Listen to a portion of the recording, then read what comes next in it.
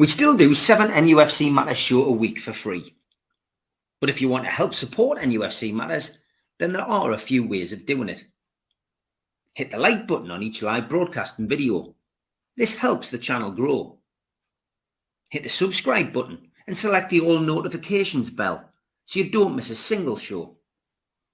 If you want to help us financially, then you can join the channel using this button with the membership starting at $1.99 a month. Or you can drop us a donation in the chat using a super sticker. We're also looking for sponsors. If you'd like your brand advertised on the flyers for the show and featured during the ad break, then email John at nufcmatters.com to arrange today.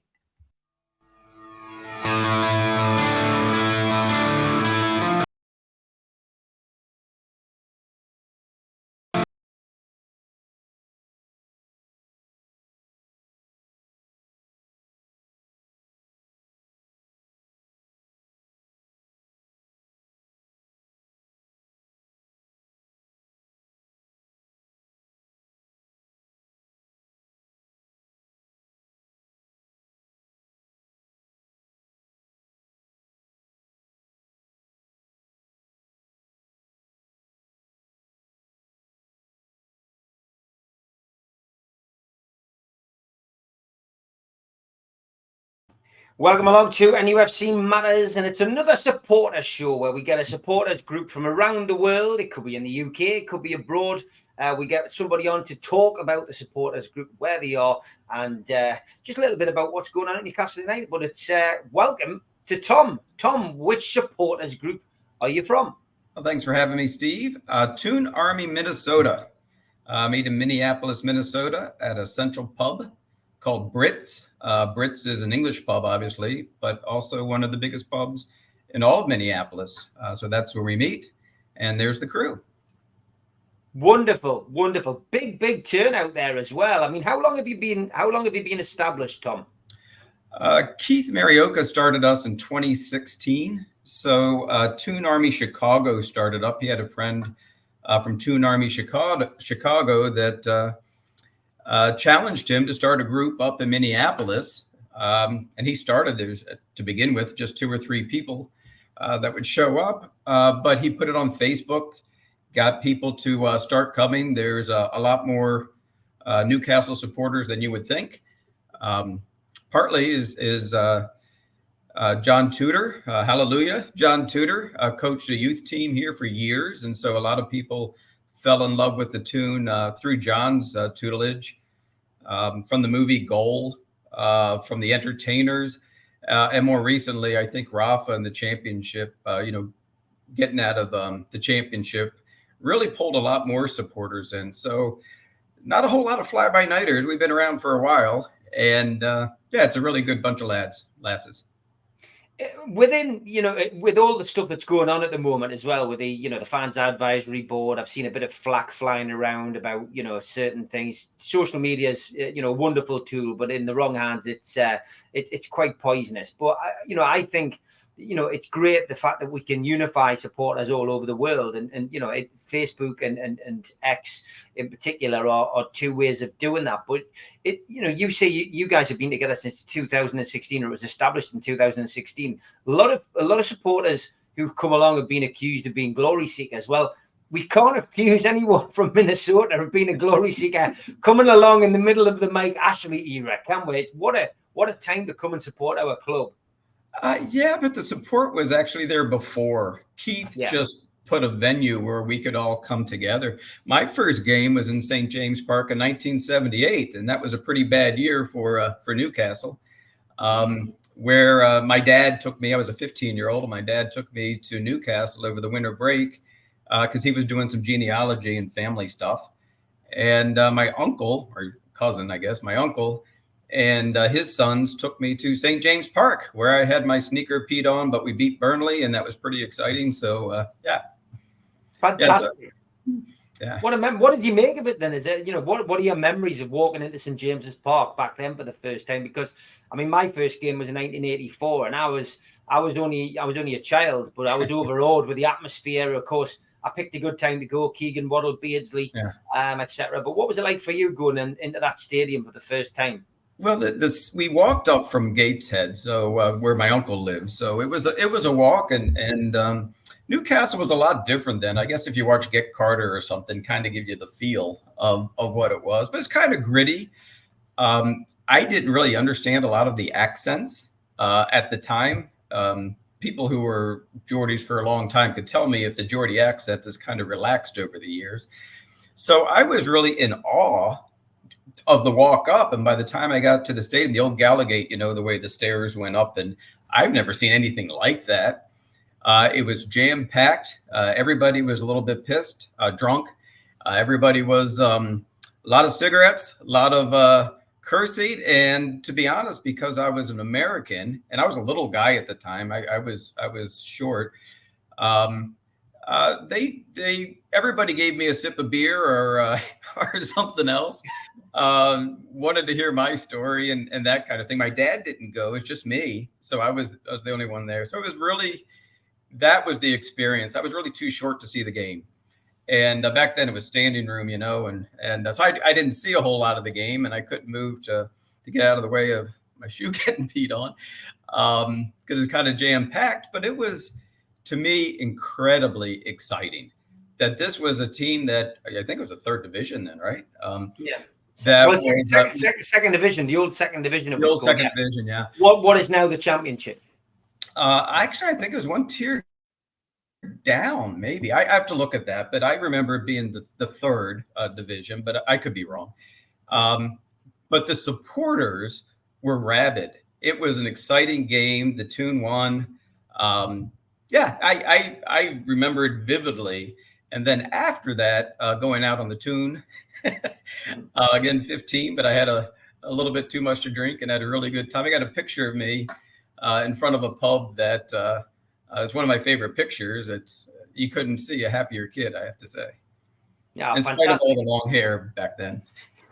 So obviously, having supported Newcastle from that particular age, I mean, it's been a roller coaster ride, hasn't it? I mean, Newcastle, haven't won anything in my lifetime, and they haven't won anything in your lifetime.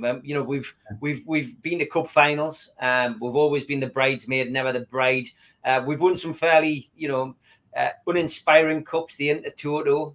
We won the Japan Cup in 1982. People get sick of me mentioning that on this program. But yeah, I mean, what made you stick with Newcastle? It would have been easy. It would have been easy to be a glory seeker and jump onto the Manchester United bandwagon, the Liverpool bandwagon, and even the Man City bandwagon now. Why retain the interest? Was it because of that visit in the 70s? Yeah, it was. It was my, I call him my uncle. He's dead now, but he sent me some pinks at the end of the season. The newspaper, the pinks. He every year on my birthday, I would get something from him. It would be a little pin or be something else.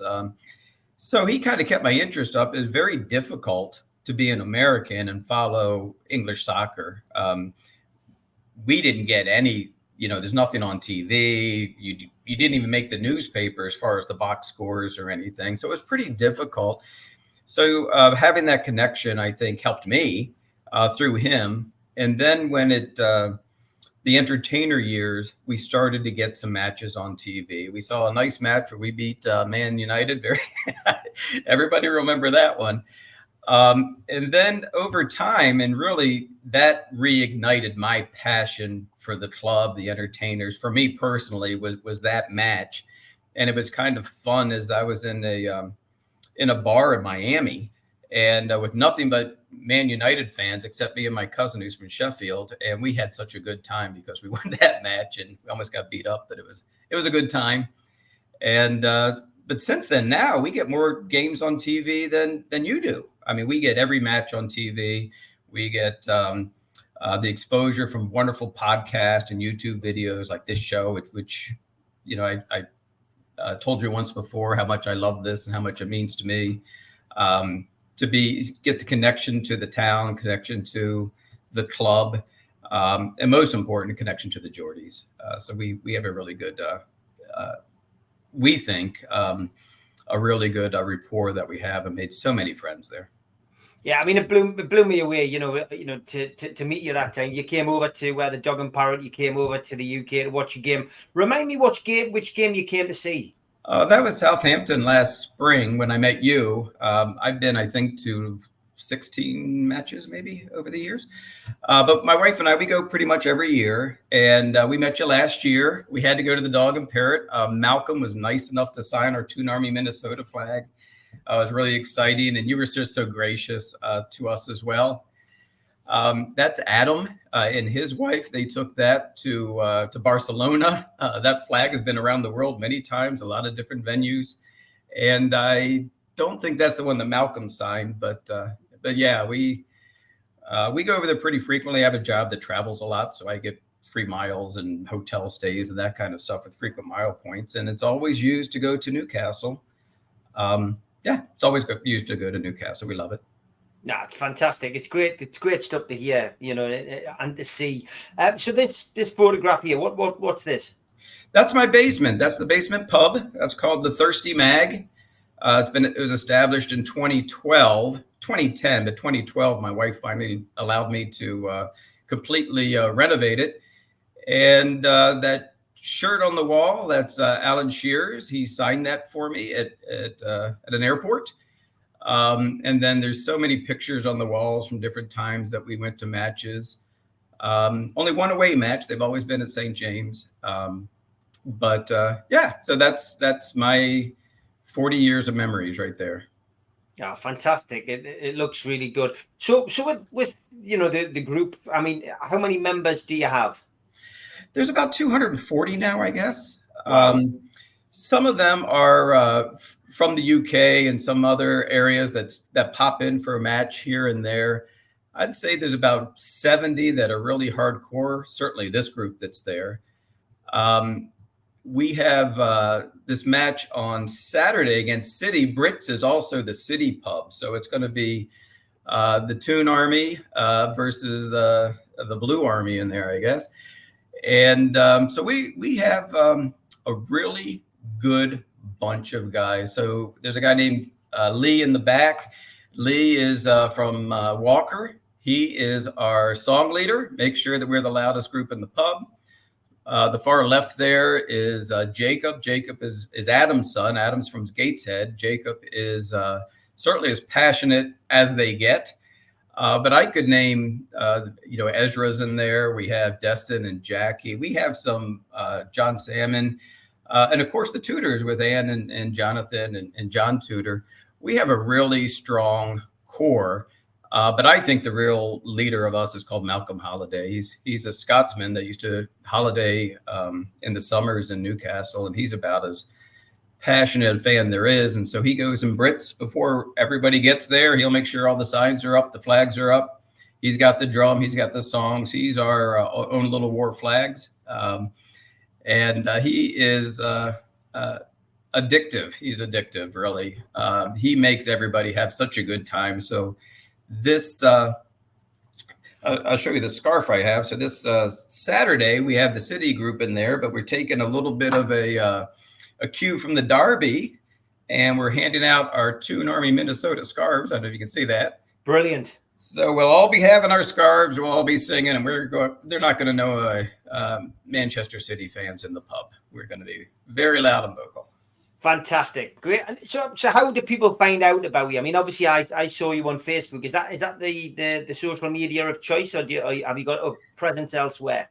There is a presence elsewhere, but really, Toon Army Minnesota's Facebook page is how people normally get to us. That's where we communicate with. That's where we have our discussions about, the fan advisory board or whatever it's going to be.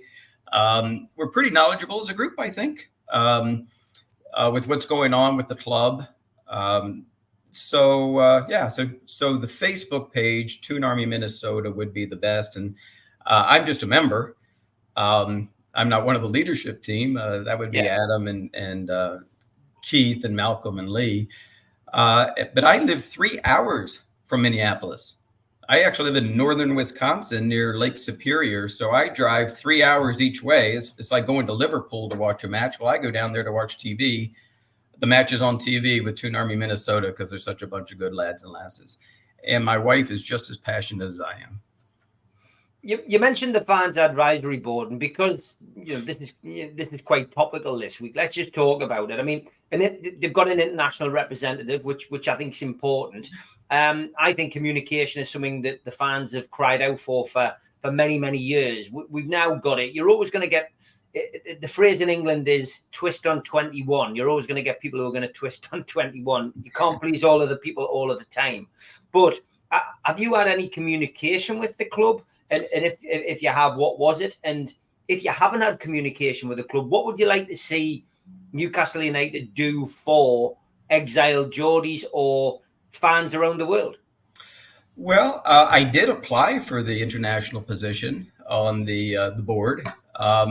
I didn't get it. I got a nice email back. No explanation, but I trust the club that they would choose the right person. I was surprised it was someone who, to be frank, that was so new a fan.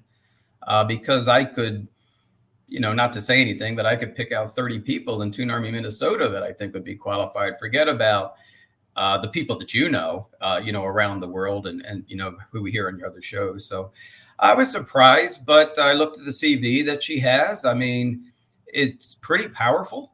Some of the things that she's able to do with her relationships of being an attorney, working with HBO and some other things.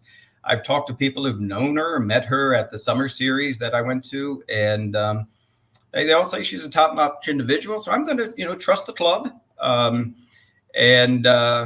what would I like to see? Certainly, we got to get the ticketing thing fixed. I think the owners haven't really done put a foot wrong, except with alienating some of the season ticket holders, particularly the ones that gave up their tickets to get rid of Ashley. I have a soft spot for those people, but also for, I get, I'm a member, obviously, and I get part of the ballot each time to see if I want to, go to a match or whatever. And it just seems like it's not fair that some people seem to get to every match and some people who have been, especially, again, the ones that gave up their tickets, some of them haven't been able to get a match at all this year, and that seems kind of harsh. So I think there's got to be some way to do that a little bit better. I love the idea of the fan zone, the stacked fan zone. I think that's really going to be important, not only to drive revenue, but also to engage in the community a little bit better.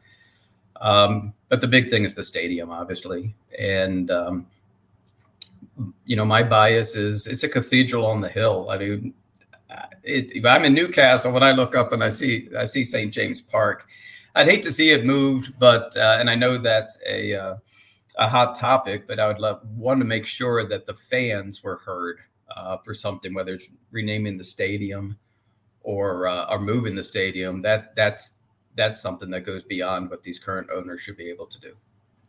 Yeah, I think you make some valid points, some good points.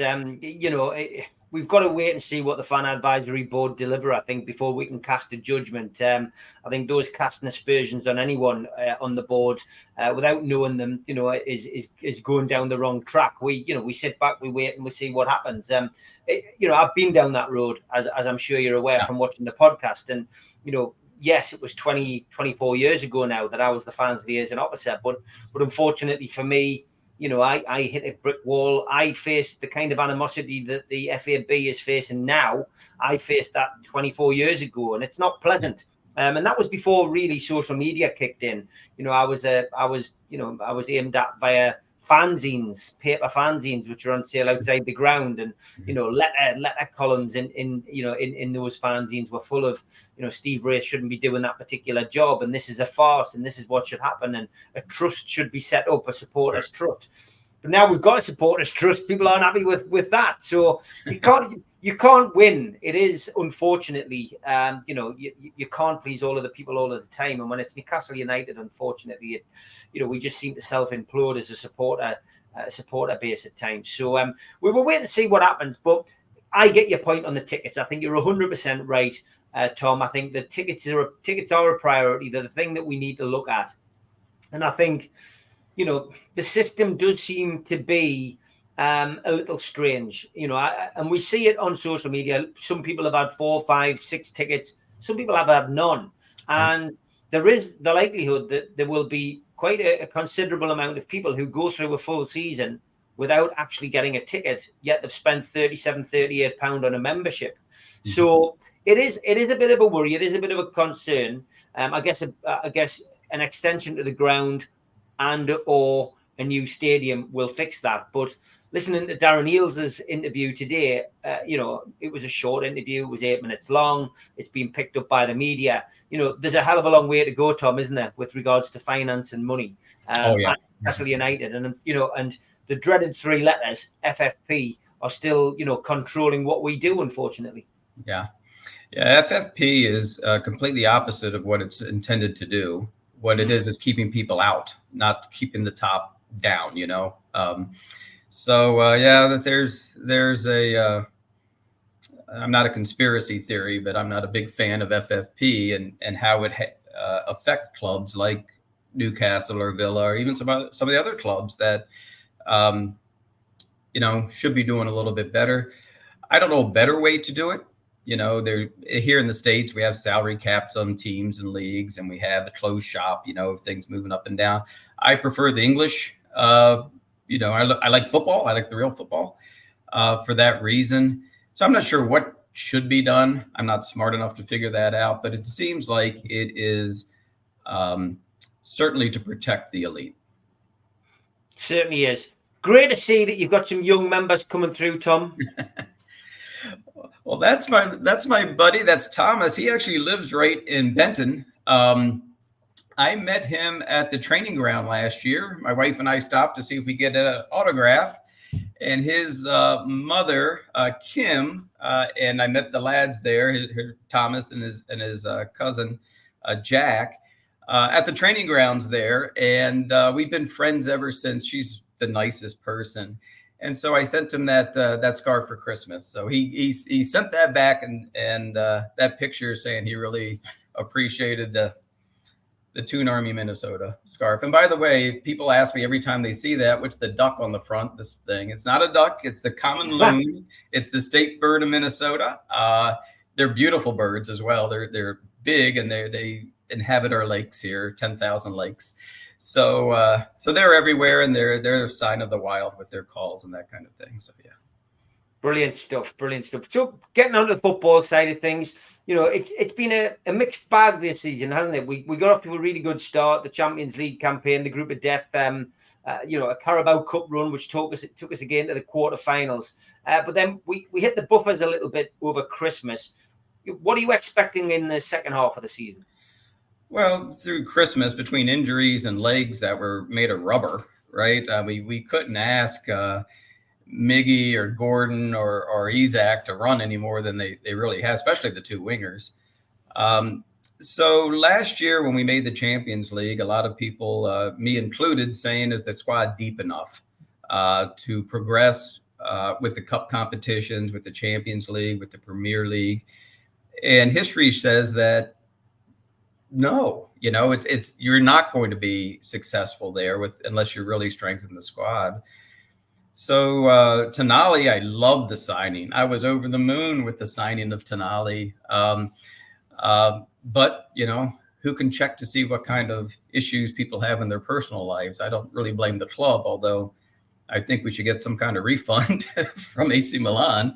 Or compensation. It feels like that, doesn't it? Yeah. It does. And I don't know if Tonali offered to give some of his weekly wages back, but I think it'd be the right thing to do as well. Barnes getting hurt on his toe. I don't know if it's turf toe. I'm really not sure what it is, but who can predict that? We got Murphy dislocating his shoulder. The injuries have just been massive. So the guys that are left standing, including a 17-year-old future star, have had to pick up the pieces and be asked to do a lot more than they should be asked to do. So it was no surprise to me with the run of fixtures that we had that with 14 healthy players and only 8 that would could really start a game day in and day out, that we would be successful. So I didn't expect it to be the best, although the Luton and Forest matches were incredibly disappointing, I have to say. So I didn't expect it to be the best, but now we're getting fresher. We had the derby, of course, that's a pretty easy compared to what we have coming up against City, but we're going to have fresher legs. We're going to have time to train. We're going to have more front foot football than we've had been able to do. And I'm hoping we also play, because of the training, a little bit more disciplined. I know that Bruno was getting too far up, having trouble tracking back. The counter, we just look so open to that. I think Shar actually better on the left than he does on the right. That's just my personal opinion. So Eddie has a lot to get right, and but he has the time to do it. So I think the back half of the year, with the schedule not as congested, with getting some players back, maybe get another striker here in the window would be good. But mostly, I think we can get back to Eddie ball, which is, let's do a high press. We're going to have the fresher legs. We're going to have a deeper squad, and we're going to have a less congested schedule. So I think we're making Europe. I heard your prediction to that as well. I 100% agree with you on that, Steve. Yeah, I think top 6, top 7 is still within our grasp. I think the second half of the season could be rather special. I think that Eddie will get the boys firing on all cylinders. The games and the fixtures that we've got now are certainly in our favour, and the fact that we don't have European football, it just leaves us time to concentrate on the league and of course the FA Cup. What was your thoughts on getting Fulham away? Another crazy kickoff time, 7 o'clock on a Saturday night, which means another awkward one for Newcastle fans. You either have to go down to London and come back and not get back till the early hours of Sunday morning, or you have an overnight stay because the last train out of London, of course, is 9 o'clock at night. So, yeah, what was your thoughts on the FA Cup draw? Well, I have to say the traveling fans, hats off to them. Between the kickoff times, the distance, and the train strikes or whatever else is going on, God bless each and every one of them, because when we watch it on the telly here at Brits or at my house or whatever, we hear the away fans. So hats off to them. I want to say that we got the best away supporters there are. I'm happy with Fulham. I mean, we got to play everybody anyway. I'd rather be at home, but I don't care who we play. I think on our day we can beat anybody. Fulham's going to feel a little bit aggrieved from the last match. Have at it. We got a little bit of character and fight in our team, and I like it. I think we'll be rested and be ready to go. Okay. From my perspective, I just want to talk a little bit about Eddie Howe. He's been under pressure a little bit, but I don't want to look at the negativity. I want to look at the positivity. How much has Eddie Howe impressed you in his first couple of years in charge of Newcastle? Well, I wrote off Joe Linton. I wrote off Sean Longstaff. I wrote off Jacob Murphy. I wrote off Cher. I wrote off a number of players, Miggy, that have all proven to be really class players with their role in a structured team, and that they know what they're doing. So I was absolutely not a Steve Bruce fan. I think I'm in the vast majority of people with that. I did like Rafa because we had a plan. Well, Eddie has a plan. He has players that are fit, raring to go, and he was able to elevate those players into real Premier League players. Joe Linton, 40 million, we were laughing that he wasn't worth, £4, let alone 40 million pounds. Now I think he'd sell for 90. I mean, he's that good. So I think that Eddie has been the best thing, from his attitude to his honesty. Granted, he takes some things close to the vest on his pre-match talk. I get that. But his honesty, candidness, effect that he's had on the players, to me, he's War Eddie. He's the best manager that I've seen in my lifetime to affect change. He changed the team. Now, a lot of people say KK. I'm not going to argue with that. That's my opinion. Other people would say that Kevin Keegan had the biggest effect on that. But the negativity in Newcastle, among Geordies, among the fans, from 10,000 seats that they had to give away, right? The tickets that Ashley gave away, to the boycott, to the, there was a lot of us, and I'm sure I'm speaking for a lot of Geordies and a lot of Toon fans across the world, that were almost ready to call it quits. There was no hope. There was no hope whatsoever. So Eddie gave us hope. Amanda gave us hope, and I support them till as long as Eddie wants to do it. I'm going to do it. Great stuff. Great to have you on, Tom. Give us another name check as to the group that you are speaking on behalf of tonight, and where can people find you if they are in the good old US of A? Well, we're Toon Army, Minnesota. We're right in Minneapolis. We meet for every single match. Even the early matches, if we get enough folks, they'll open up for us. Remember, the derby this week was at 6:30 a.m. for us. That's a pretty early match. Brits in downtown Minneapolis, we're Toon Army, Minnesota. Feel free to reach out to us on Facebook at Toon Army, Minnesota. We would love to have you come by. I'll personally buy you a pint as you come in. And I'll be in Newcastle in a couple months here. And I'll be bringing some of my scarves with me. So I hope to see you around in some pubs. You buy me a drink and I'll get you a scarf. I love it. Fantastic, Tom. I knew you'd be good crack on here, so it's been great to have you on. I look forward to seeing you when you're here. Make sure you give me a shout. I shall certainly come and see you. Hopefully get a few more of the NUFC Matters regulars to come along and bid you a hello as well. And a quick prediction, as this is going to go out on Saturday morning, a quick prediction, please, for the Manchester City game. Yeah, well, I saw you talking to Gibbo and to Mac, Super Mac, but I'm going to agree with you. I like that we're going to be on fresh legs. We're going to be on the front foot. I think Haaland may be just a little bit rusty. I know that's a little bit of a wish list. I think De Bruyne will start off on the bench. I think we'll have time to prepare properly for the match.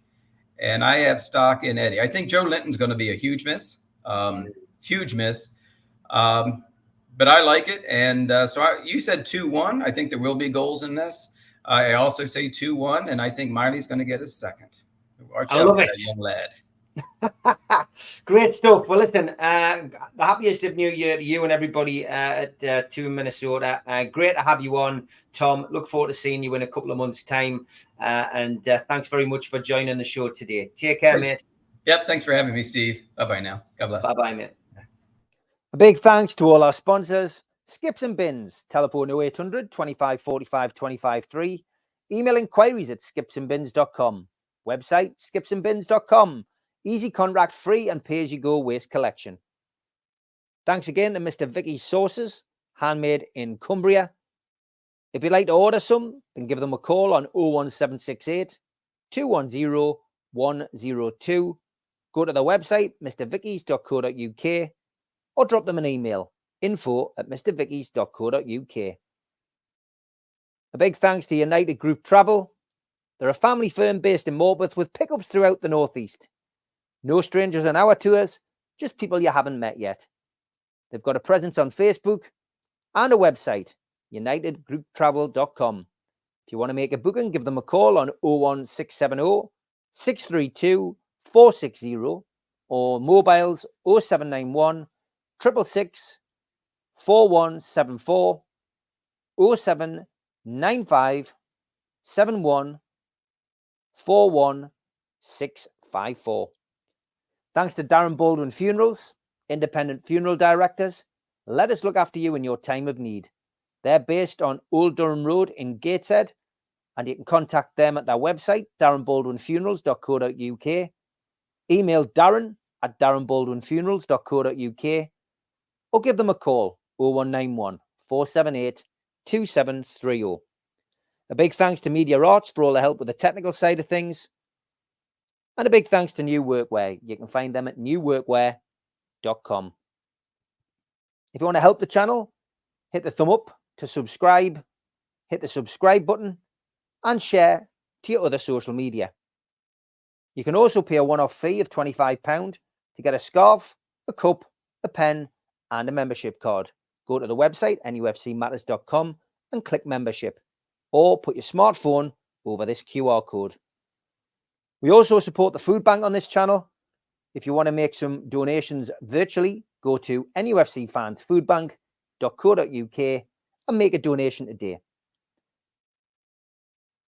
We're also a podcast on Spotify, iTunes, and other podcast providers. Just search NUFC Matters. I'm also a part of the Northeast Footy Brekkie Show. You can listen to that Monday to Friday, 7 till 9 at thetoonuk.com. We've also got an event coming up next year. It's in January the 19th at the Tyneside Irish Centre. It's an evening with Nobby Solano. Tickets are available on voucher for £20.